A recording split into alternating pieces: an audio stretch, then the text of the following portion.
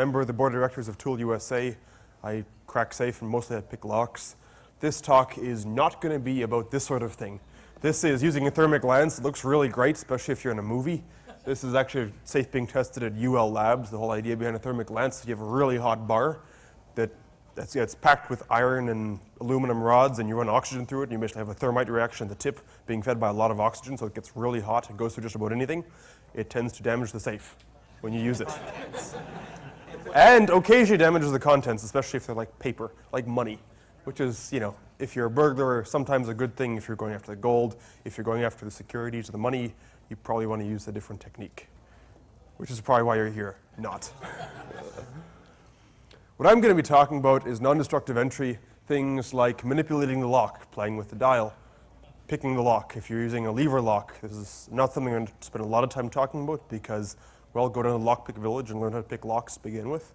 And then when you figure out that lever locks are a royal pain in the ass because they've been making them really difficult to pick for the last 500 years or whatever it is that they've been around, then you'll realize that you probably want to hold off learning until you get really good at picking the basic ones first. Radiographic attack, which is you stick the lock in an x-ray machine and tell the doctor, well, I think my safe has a broken leg. Robot dialing, which is when you tell your friendly Roomba to, you know, cozy up to the robot and, you know, dial the correct combination. And of course, robot manipulation, which is where you have a somewhat more intelligent Roomba. But the first thing I'm going to talk about is manipulation. The thing about manipulation is you see it a lot in movies, kind of like the more destructive entry techniques. You see this in the Italian Job, whatever, the hero, heroine, villain, whoever walks up to a safe, pulls out his handy-dandy stethoscope or perhaps just puts his ear to the safe, and in 30 seconds, click, click, click, the safe opens. Sounds really great. I'd certainly love to know how to do that myself, if anybody can teach me.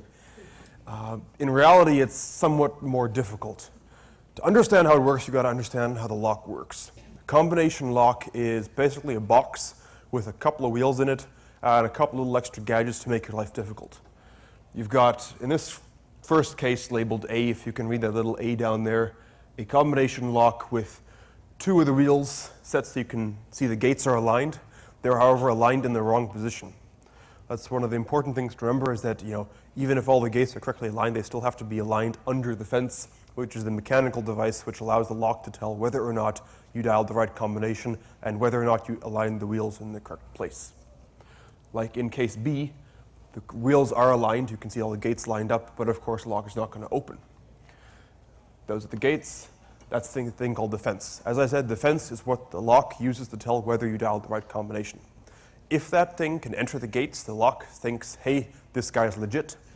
If that thing can't move, the lock is like, sorry, sucker. This is what happens when you get everything right for once. You'll note that compared to the upper pictures, relative to the internal components of the lock that you see in those pictures, the fence has moved. This is because the lock has actually been opened. What happens is once the fence drops into the gates that have been aligned under the fence, you actually rotate the dial just a little bit more, and the fence moves with the gates back as the lock withdraws the bolt. As I'm going to get to in just a sec, when the bolt has been retracted, however, the gates are never actually pulling on the bolt. The gates are only telling the bolt, the gates are only telling the fence, yes, you can come in, and then another component is doing the heavy lifting. The reason you can manipulate this kind of lock is because of imperfections in the wheels. This is a particularly bad lock. I don't know how Matt Blaze found this. I stole this shamelessly from his article. I'm going to get to that at the end, called Safe Cracking for the Computer Scientist. The center wheel is significantly larger in diameter, at least at that point, than all the other wheels in the lock. This means that if the gate in that center wheel is under the fence, and you are, say, applying pressure to the fence, you would feel the fact that that gate is moving under the fence when you turn the dial. You'd hear that click, click, whatever, maybe even have the whole thing stop. That's really great, except most locks don't make life that simple. The lock that I was talking about hypothetically is called a lock with a direct entry fence. This is what you saw in the old Western movies where they would like crank on the handle and like listen, listen, listen, listen. And one of the reasons they used a stethoscope was because the wheels were manufactured to such precise tolerances that you might only hear the barest of clicks as that gate moved past and hit that fence, which you were cranking on as hard as your arm would allow. Some people cranked even harder by, going over to the office desk and grabbing a typewriter and tying it to the handle. That's a whole other story. These days, after the lock manufacturers figured out that you could do this, they introduced a little device called a cam. The cam is a little bit on the back. You'll note that there's this bit on the diagram labeled the nose. It's directly attached to the fence. The whole point of the nose is that it prevents the fence from ever touching the wheels. This seems kind of counterproductive. So they added this little thing called a gate, and I'll get to that in just a sec. The long and short of it is, unless the spindle of the dial is in one particular place, the fence doesn't touch the wheels, which means that no matter how hard you crank on the handle of the safe, in fact, most safes don't even have you ever touching the actual bits of the lock directly. It's all interlinked by mechanical linkage. Except for this one particular place on the dial, the fence never touches the wheels, which makes it kind of hard to figure out where the gates are on the wheels if, for most of the revolution of the dial, the fence is never actually touching the wheels, and so therefore you have no way of getting information about the state of the dials underneath the fence, except in that one particular place. So the solution, well, locks are mechanical devices. They all have their own tolerance. They all have their own imperfections, and most importantly, they have to work. It kind of sucks to come to the office in the morning, dial the combination, and have the lock not work. Then you call a safe technician, or your buddy like me, and he charges you $200 an hour to come in and open the safe. If this happens a lot, you go out and do something called buying a new safe. And then you tell all your buddies, don't ever buy safes from that guy again. In which case that guy goes out of business and he's very sad, and he stops buying locks from this manufacturer and tells all his friends who make safes not to buy locks from this particular manufacturer, and so they have to make sure their locks work every time. This means that they rounded the corners of the gate so that everything would work smoothly every time. This has the curious side effect of allowing you to measure precisely, very precisely, how far the fence has dropped inward into the wheel pack. That is to say, how close the fence has gotten to the center of the spindle. That's the little round thing in the middle, which is turning the whole business. And by making these measurements, you can put the whole wheel pack at a series of different positions and then literally measure the radius of the wheel pack at every position. And I'll get to that in a sec. How this works, these 2 points where the nose touches either end of the gate area are called contact points. It's a critical thing. The closer the nose gets to the spindle of the lock, that is to say, the further the fence can drop, the narrower the contact points seem to get. This is because these edges are rounded, and so as a function of distance, the gap seems to close. If you have a wheel pack where it's a larger diameter, at least at that particular point, because, say, there's no gate under the fence, then it seems to be pretty wide. And if you look very carefully at the graphic, some of you guys are probably going to have to get out your binoculars or something, or look at the video online, you can see that in the left column, which is a relatively larger diameter wheel pack, the points where the nose touches the gate area are farther apart. In the right column, the points where the nose touches the gate area are closer together. It's pretty simple. To take advantage of this, you create a map of the radius of the wheel pack. If you're a mathematical type, then you could put this in the term, it's a map of the radius of the wheel pack as a function of angular position. What it's doing is, you turn the dial 3 times, get all the wheels moving together, and then at every particular position, you map the radius of the wheel pack, that is how far away the contact points are.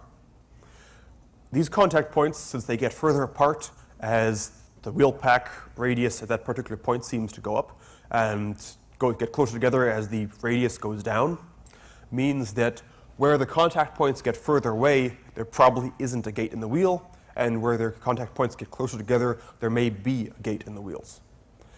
Exactly how this works is a matter of practice. You have to dial, depending on the lock, every couple of numbers is when you have to take your reading, and then you plot this on a piece of graph paper, go afterward and look, That's probably where there's a gate.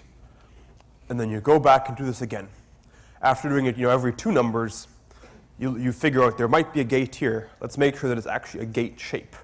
Because if it's not, then it's probably a manufacturing error. And the last thing you want to do is waste another 15 or 20 minutes trying to dial test combinations to figure out that, no, you just found a flaw in the wheels.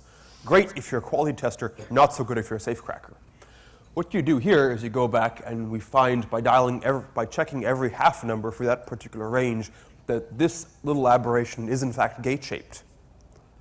And so we should probably include that as a number in the combination that we're slowly putting together. This begs the second question, and I'll take questions at the end if you don't mind. Which wheel's gate are we seeing? We found one number, but this is a 3-number combination. Is it the first number, is it the second number, is it the third number? Or technically speaking, is this a gate in the first wheel, a gate in the second wheel, and a gate in the third wheel? The reason I make this clarification is because when you're manipulating, one of the most important things you want to do is be able to visualize what's going on in the lock. Because that's how you intuitively find solutions to problems to which there isn't an immediate textbook solution. To figure out which gate in the wheel we've actually found, which wheel or what is it we're looking at, you dial 3 different combinations. You pick some number far away from the location on the dial of the gate that we found, and you take that some random number, which I'm using 22 for in this particular example. You set the other 2 wheels, which we're discarding for the moment, to that random number, and the test wheel, and this for the first combination, the first wheel, you dial that number. So if we go back here, looks like this number is at 22. And the example I wrote up here is the other way of doing it. So I'll switch over and bear with me for a sec as I realize that I completely forgot how I wrote this particular presentation. Basically, the number of the combination is somewhere around 22, plus or minus a half a number, which is irrelevant. So we used number 22, we set the other wheels at 67. We set the first wheel at 67, other 2 wheels at 22. Check, make our measurements again. Second time round, we set the second wheel at 67, and the first and the third wheels at 22.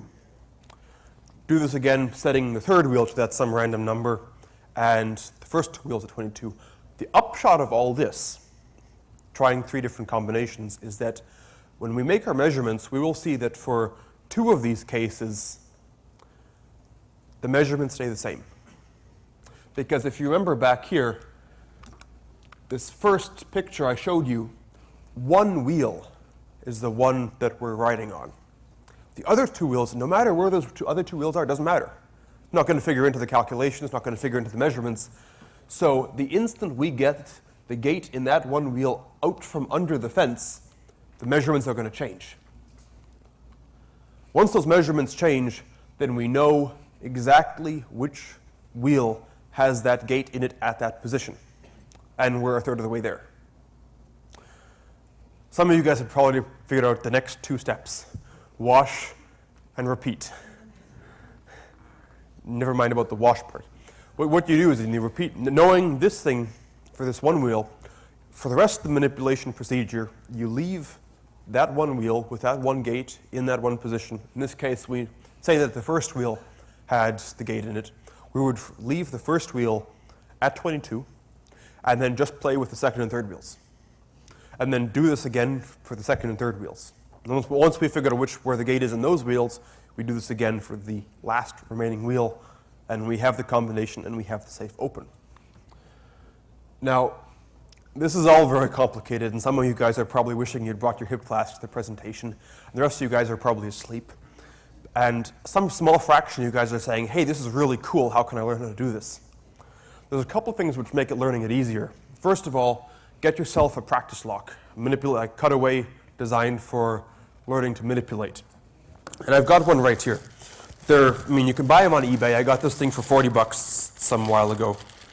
It's a safe lock mounted to a stand so you can leave it on your desk and your boss thinks you're all badass.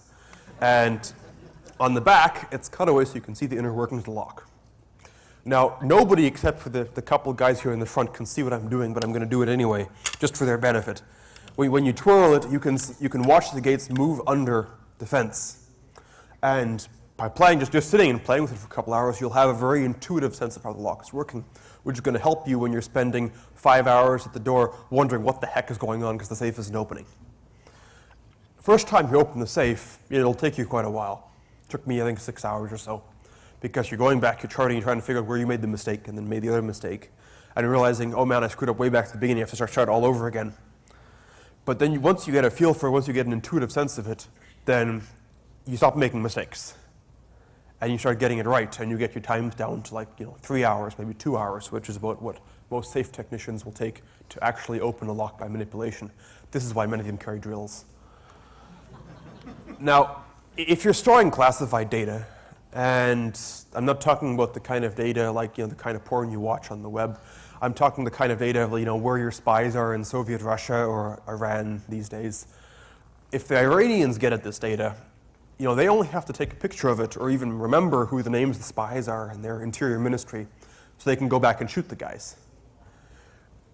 They don't have to steal it, and they're not going to steal it, because the minute you realize it's gone, you realize you're going to call the guys back before they get shot. So you want to make sure that not only can nobody steal what's in the safe, nobody can even ever look at it without you knowing about it. Because the minute you notice, you can take steps to make that information useless. But if you don't find out about it, then you're up shit creek. So the US government realized this problem back in the 20s or 30s when a crooked locksmith went around robbing jewelry stores. And this guy had been a locksmith long enough to know all the little secrets of the industry, because back then, and even up until very recently, a lot of this safe stuff was considered super top secret among the locksmith community. The definitive work on safe manipulation, remember the stuff I just told you about, was marked "destroy this after reading it." The idea being that it would never get outside the locksmith community. Well, you guys are all locksmiths, right? In any case, there was this rather unscrupulous guy who figured he could make more money stealing jewelry than opening locks back in the 20s in New York City. And he went around, he would pick the front door lock in the jewelry store, disable the alarm if they had any, they usually didn't, and then manipulate open the safe. Next morning, or next Monday morning, the jeweler would come in, find all his jewelry missing, call his insurance company being like, I got robbed. They would come in and take a look around and say, well, they didn't bust down the door, your safe's totally intact, and we all know those locks are totally secure. And so they were very, very unhappy about having to pay out awards on these things where obviously the locksmith, the jeweler, was stealing his own stuff. Well, this became known that there was a possibility to manipulate these safes open. So the US government heard about this and went to the only other people who knew how to keep stuff safe, which were the banks. And for the longest time, they had been using time locks on their safes, which meant that if you came in on Sunday, you couldn't get the safe open, even if you had the combination. If you came in during working business hours, the only way you could get into the safe, even if you had the combination, was to use the special Dropbox slot, which would only allow you to deposit things in and not take things out, which is very useful in discouraging people from sticking guns in the faces of your tellers and telling them to open the safe and give them all the money, because they can't for the next X number of hours, by which time the cops will almost certainly be there. The US government said, aha, we don't have to worry about those pesky Germans or Italians or whoever it was they were afraid of getting into our safes and stealing our secret information. We'll just put time locks on. There's somebody in the office from 9 to 5 during the week, every day during the week. So they're not going to come in during then, but they could break in during the weekends. So they put time locks on all their safes with the idea that from 5 o'clock in the evening on Friday to 9 in the morning on Sunday, nobody could open the safe. Because, whatever would happen, they could get to it on Monday, it would all be good, but anybody coming in on the weekends was probably a burglar or a spy who shouldn't have access. Great idea in theory. Unfortunately, Pearl Harbor happened on a Sunday. And so you had all these generals running around their offices being like, our war plans, our war plans, our war plans. Where are they? And these aides being like, looking really uncomfortable. And they realized they needed a better idea. So they got rid of the time locks and posted guards and went to a guy named Harry Miller, who at the time was the head of Sargent & Greenleaf, the biggest safe lock manufacturing and design company in the country, being like, make us a lock that can't be manipulated open but doesn't need those time locks. And so he came up with the Sargent & Greenleaf 6730 MP, which is now known as the 8400 MP, or 8400, with some modifications. The 6730 MP had a small flaw, which meant you could actually manipulate it open, despite all the clever design. The 8400 is a little more clever, and you can't get this thing open by manipulation. Why is this? Well, if you look at the cam on the back, you'll note that it doesn't have a gate area. Remember how I told you that the gate area is what allows you to map the wheel pack and manipulate open the lock? Well, without that gate area, you can't manipulate the lock. The problem is you also can't open the lock, period, which is kind of a problem if you want to use it safe. So the trick is that the cam is a clever little mechanical spring-loaded device, which has this little spring-loaded slider. The idea being that the slider, because of the design of the lock casing, can only slide away from the gate area at one particular point on the dial. And when it does this, the dial is very firmly locked in place. As in, you can't move it even enough to reach the ends of the gate area. You can only move it enough to retract the bolt, which has been cleverly designed to retract in less area than it takes to reach the ends of the gate area. You can't play with the slider because it's spring-loaded such that when it's triggered, it snaps out of place. It doesn't move gradually, it just snaps. And the thing that causes it to snap is a little fly on the center of the dial. That is that thing. If you take a look at this and compare this to most safe dials you've seen in movies or perhaps in person, you'll note there's a critical difference. There's this little arrow-shaped thing in the middle of the dial which actually rotates. That thing will only rotate at that one particular place in the dial and will trigger that slider to zip out of place and lock the dial in place just enough that you can't ever reach the contact points and you can't ever get information about the wheel pack. No. So what do? Well, if you're a Russian agent who's confounded with these things in the early 50s, you know, you get yourself, and I don't know why this isn't playing, come on. Okay. Never mind, it was a frivolous movie clip anyway. You get yourself an X-ray machine or a little canister full of radiographic material, and you tell your buddy who thinks you're, you know, his friendly bar buddy, but you know needs some safe place to store your canister of undeveloped film. Tell him, you know, put this canister in somewhere safe, which you happen to know is the only place he has a safe is the embassy, and he puts his canister in there without opening it, and you come in during the night, and because this thing is emitting radiation all the time and probably eliminated his chances of ever having kids, but who cares? He's just disposable.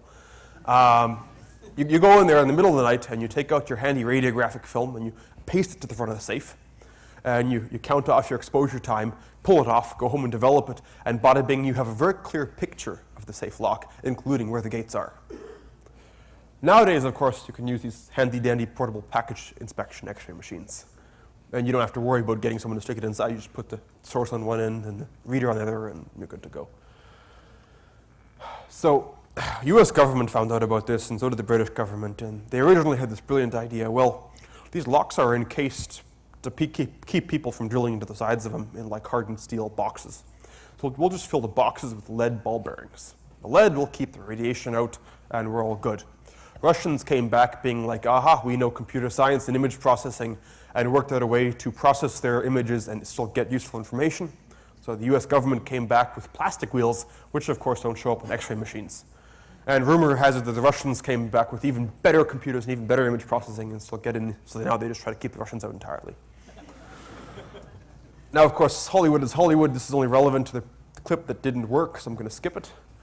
The robot dialer, this is, you're confounded with this lock you can't get into or can't manipulate. So you're a safe technician sitting at a door, and you know you aren't bright enough because you spent too much time drinking with your buddies, and your brain's all fried. You can't comprehend the whole manipulation thing, and you know your drill doesn't work because the safe is a really high security design. So you pull out a robot dialer. This is a device which is programmed to try every possible combination on the dial. This is not, like it seems, the full 1 million combinations or 100 to the third power.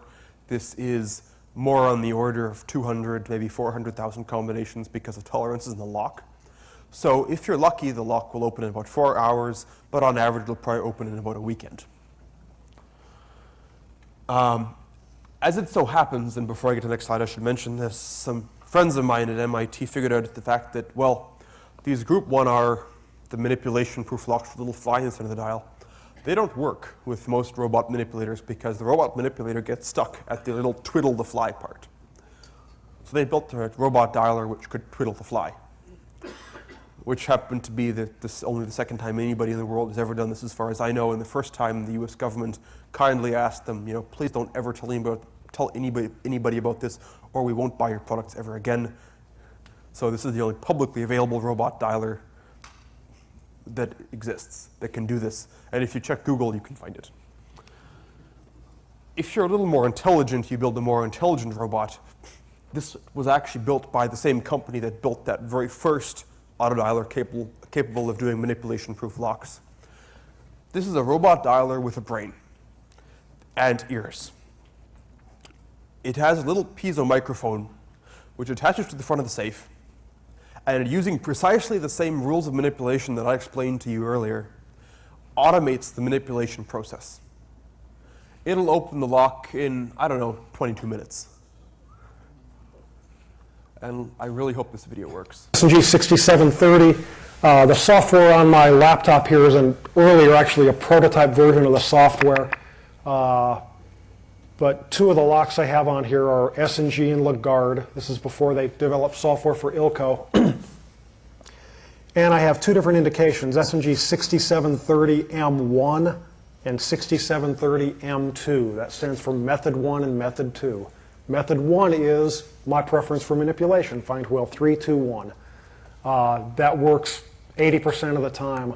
If Method 1 fails, or I determine that I have a lock that is going to be difficult to manipulate, I can go to Method 2. In this case, the software searches the entire wheel pack. And it might look for wheel 2 first, then 1, then 3. It's a longer process. But between these two, it's just about guaranteed to get the lock open. So let's see if we can get a go of it here. I have two choices here also. I can select automatic or automatic with review setup. What I'm going to do is click on automatic with review. And what's going to happen is my software is going to go in and check some of the characteristics of this lock. The sound characteristics of the contact points. Close to the same thing I would do when I'm first turning a dial and listening. Only what the software will do is throw up a graphic representation of what it's hearing on the screen.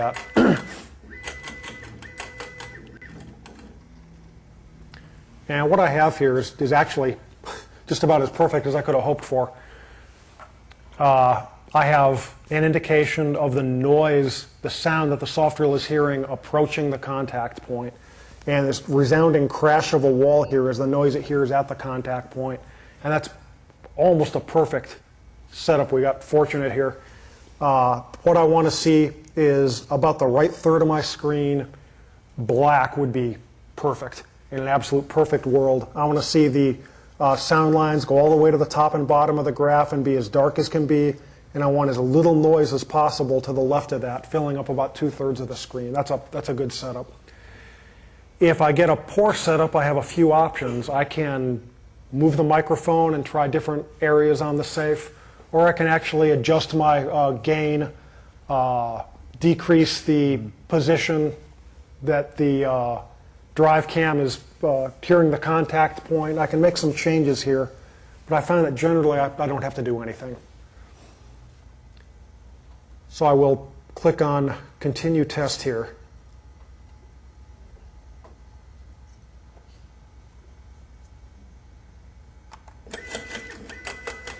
Next thing the software will do is run through a short series of pre-programmed common combinations, 50, 25, 50, 10, 20, 30, 25, 50, 75. And even though a good manipulator would try these combinations first, you'd be surprised that you still run into safes that are set on these simple combinations. So it'll spend just maybe a minute doing that and then go on to its manipulation. No, I Which is can wait beginning right now. until he gets the manipulation part. And that in and of itself takes about 5 minutes, in which case you can be staring at a screen, watching a little dial turn for 5 So at this solid point, the minutes. soft drill Half is you guys are going to walk positioning out, the other half wheels are going to fall asleep. 1 and 2 in So I'm different going to skip ahead locations, and trying to assure find you the that yes, very the whole thing does get opened in about the space of 5 minutes, because that's a particularly manipulable lock. On average, is about 20 minutes. Again, the U.S. government hears about this and is like, oh crap, you know, our locks can be robot dialed in the space of a weekend, and the ones that, you know, are easy can be manipulated, can be opened by a robot. So what do? Well, the very same company that built the first auto dialer capable of robot dialing a manipulation-proof lock, as well as building the smart dialer which could manipulate open a regular lock, built the solution to all this. Got to wonder whether the first two were like sales efforts or something, in the form of the Moss Hamilton X07. This is a computer-controlled lock which has an LCD display at the top and a dial in the front. For the user, it's like dialing a regular lock, because you dial and you see the numbers go past in the top. It has a few interesting features, though. For one thing, to prevent a robot dialer from working, it's got, you know, interlocks which will destroy the lock internally if you dial too quickly, because it'll blow a fuse. Every time you change direction, it puts you at a new position on the dial. Something that's physically impossible with normal locks. It's like changing direction at 67 and all of a sudden finding yourself at 22.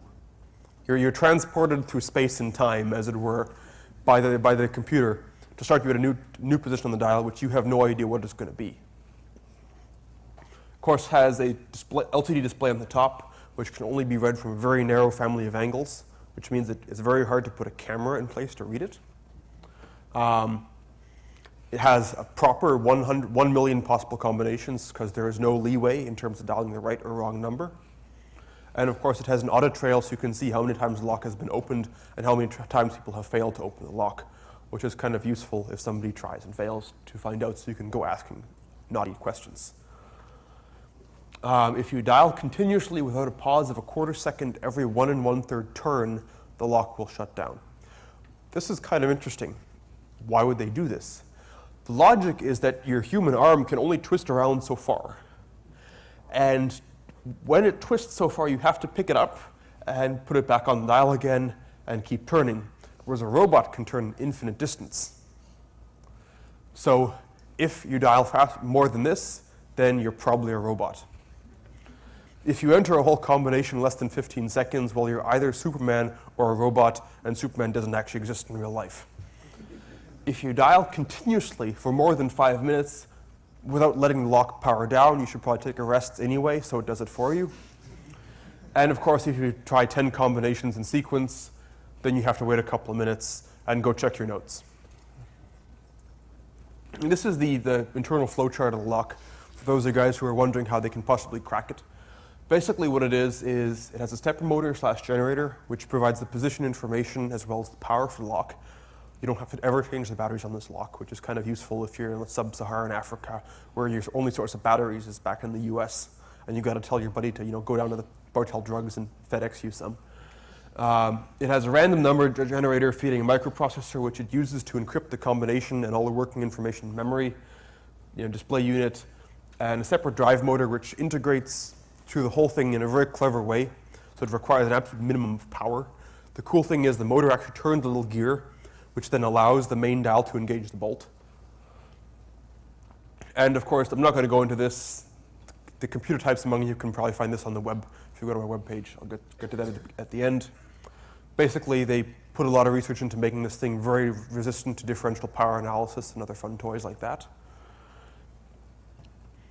And of course, if you decide to drill the safe open, drill into the lock, break the lock, open the safe, and then replace the lock itself is potted in a compound called Dimax, which has these little UV fluorescent particles scattered throughout it. And when they install a new lock, they take a picture of these UV particles under UV light and file this away. And every once in a while, they'll come back and check that against the reference picture to make sure nobody's swapped out the lock. Because it's impossible to duplicate the position of these UV particles because they're just poured in randomly. Basically, and here's a long quote which you can all read for yourselves. As far as we know, if you don't have the combination, you're not going to get this thing open because it's going to take 190 days to dial this thing with a robotic dialer, dialing every possible combination. This is, of course, as far as we know, because who knows what intelligence agencies or clever hobbyists have developed. Some of you guys might have seen this talk at Last Hope when I gave the preliminary version. If you guys came away and had a brilliant idea, by all means come up, I'll give you the microphone, you can tell everybody. Anybody? Damn. Camera on the ceiling. Yeah, that's... Camera on the ceiling to see the number. That's the thing, the LCD display is specifically designed to prevent that. Possible EMP attacks, possibly from these. But then you've broken the lock and you gotta replace it. That's true. Yeah, you don't know. Anyway, so, pardon? It can only be seen from a very narrow family of angles, which is probably blocked by the guy's big fat head in the way as he's trying to dial the lock.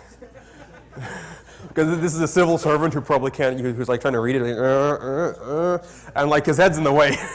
You know. Case like that, the guy with the dial, he probably has his own belly blocking so he can't read it. Yeah, differential power analysis.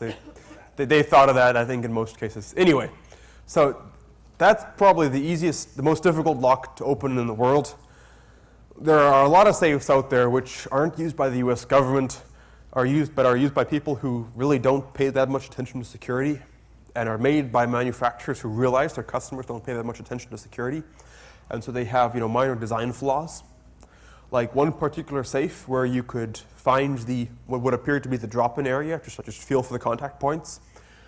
Enter those particular contact points into a program that was available on the web, and hit go, and it would tell you the combination of the safe.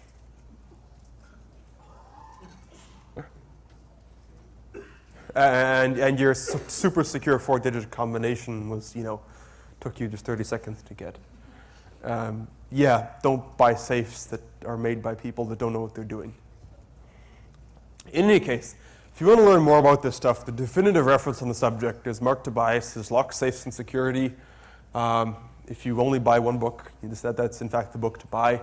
There's an electronic version which is more expensive but has cool videos like the one I showed you on the Moss Hamilton soft drill. If you want to see all the intricate details of how it works, that's the place to go. You can also search it if you're just looking for something because it's a gigantic book. If you don't have any money but you want to learn how to do this, Matt Blaze's Safe Cracking for the Computer Scientist is absolutely incredibly awesome. Half the graphics in this presentation were shamelessly stolen from that text because the guy's amazing when it comes to taking pictures of this stuff. It's free, and it does a really good job of explaining it. And if you want to do this professionally, there's the National Locksmith Guide to Manipulation, which talks more about things that you might encounter in the field. As far as having money, if we had the money, we worry about cracking safes in the first place. It's a hobby. Yeah, it's one Lock sport. Yeah, that's one way to look at it. So any questions? And you might want to go up to the microphone so everybody can hear you and the video can. Question, but could you speak to the ratings on safes? What the difference between fire and burglary ratings? Okay, good question about the ratings on safes. If you're buying a safe, what do you look for? Well, first of all, make sure it has a real lock on it, as we all saw. If it's a fire-rated safe, it's designed to keep out fire. It's not designed to keep out burglars. This means that a burglar with a can opener may very well be able to open it. It may feel really solid because they want you to think it might help against burglars, but it actually isn't designed to resist against burglars, and they save money by removing all the stuff that would help it against burglars, except for some big shiny bolts that are probably worthless. Burglar-rated safes are correspondingly not rated to withstand fire, but they have things like thicker walls and hard plate, which is a very drill-resistant plate, which will make it a royal pain in the ass for some guy coming after it with a drill. They might have things like relockers, which are devices designed to detect somebody trying to break the safe and lock it permanently, at least until you call a safe technician who knows exactly where to drill. And overall, the burglary-resistant safes are rated by the UL on a certain code fashion. There's TL-rated safes, which are safes rated to resist burglars armed with standard tools.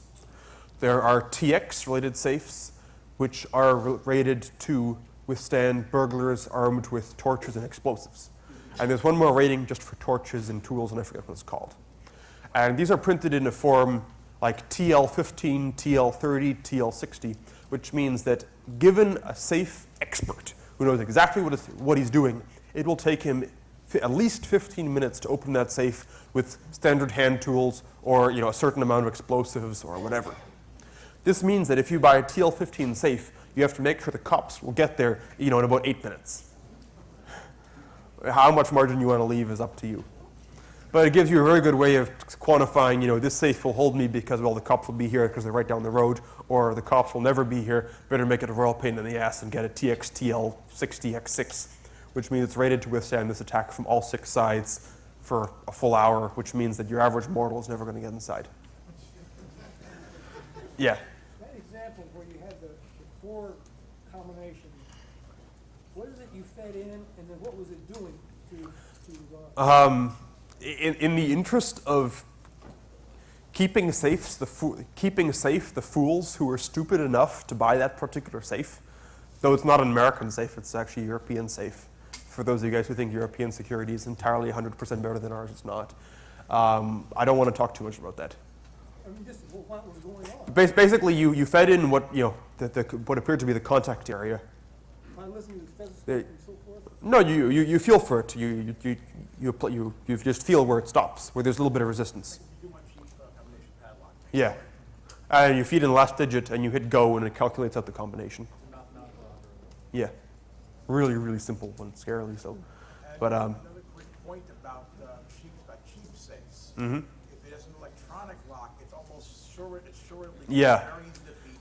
Some of them just really get a 9-volt battery with a pair of wires on it. Yeah, no, really, like having poked around a few control panels of electronic safes and found like the couple of wires hiding out under them, and then gone open and realized that the wires went directly to the solenoid, and realized that your average 9-volt battery with some alligator clips clip and open. At least one clue is if that's the way on purpose, it's the emergency get in mode, you say. Yeah. But otherwise, I don't trust my safe manufacturer enough to do that. plug the keypad, Yeah. plug in another keypad that you know the combination of, because you pop the thing up and you unplug the wire. That's really clever and really stupid at the same time. Exactly. His point was that some models you could unplug the keypad from the safe, plug in a keypad from a safe to which you knew the combination, and then your code would work. It's like, yeah. Yeah. Yeah, and I don't think garage door openers work, but anyway, I'm going to get to some people who are like actually unlazy enough to stand up and get to the microphone. So, you in the back at the microphone. All right. In general, like in terms of locks such as padlocks and other things, how would you say combination locks compare to key locks in terms of security? Your average master lock or padlock can be remarkably difficult to pick for what it is. I wouldn't trust it to secure any amount of money, but if you've looked at picking those, the procedure for doing so is somewhat involved. You actually have to you use kind of like the program I showed you. You figure out the possible range of combinations, and then there's some people can manipulate them, some just have to brute force it basically. However, you can shim them. I'm talking from the manipulation perspective. You can pull it back off with a freaking pair of diagonal cutters in 10 seconds. Yeah, use a can opener. I mean, these are lock or padlocks here. He was asking combination or key. Oh, in general, combination versus key. Yeah. How much are you going to pay? Like, there are very good, like, small padlock form combination locks, and there are very bad ones, just as there are very good small form key locks, like the little American padlocks, which are a royal pain in the ass to pick because they use serrated pins, and some of them even have serrated pin chambers to match. Even though these things are dinky and you could cut through the shackle in 5 seconds with a pair of bolt cutters, you're not going to pick them open anytime soon. But the Sergeant Greenleaf 8088, like you're talking about, Those are wonderful. are, you're not going to manipulate those open anytime soon because to get those measurements, you have to measure the distance you're pulling the shackle because there's no rounded gate area. It's all square. And yeah, it gets really complicated. So there are secure locks and there are insecure locks. If you're looking for security, get ones that are designed for real security, which means they're probably not made by Master Lock. Incidentally, With the exception of the construction grade locks, which can be kind of a pain to pick sometimes, if you get a good one. okay, let me just roll in the back. Go to the microphone, man.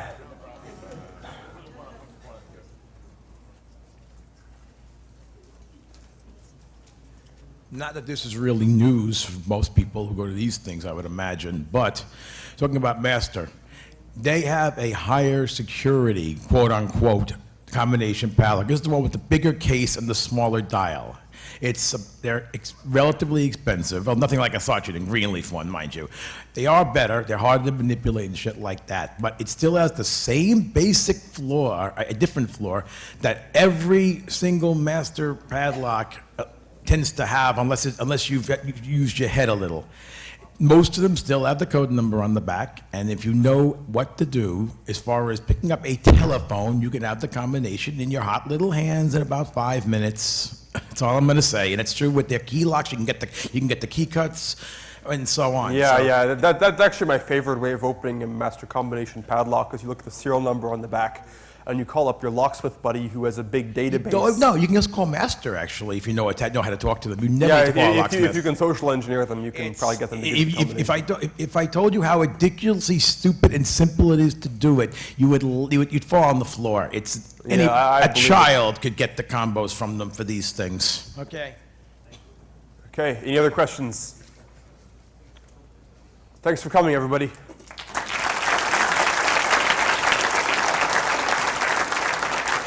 I had a question, but I didn't want to do it. Sure. I actually have a safe that was given to me